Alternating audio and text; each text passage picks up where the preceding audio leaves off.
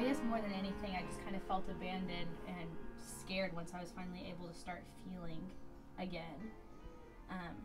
And more frustration because no one knew what was going on.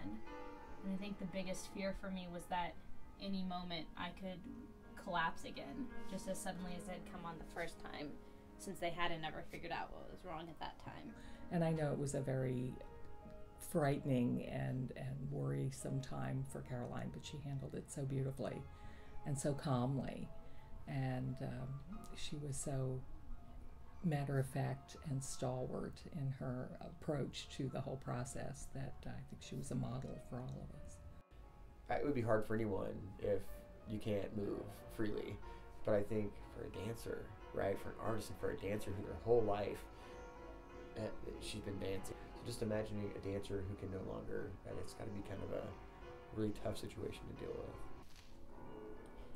I think I always took dance for granted before the injury, that I've been dancing since I was 3, and I always loved it and I always enjoyed it, but that I didn't truly recognize what a big part of me it was.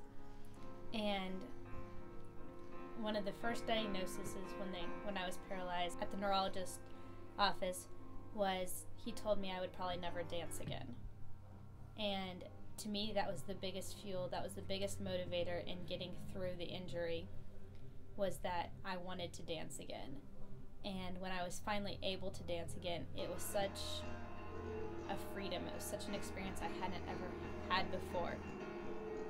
The passion I have for my dancing now really comes through, even on the hard days when I will still have a bad day on the leg.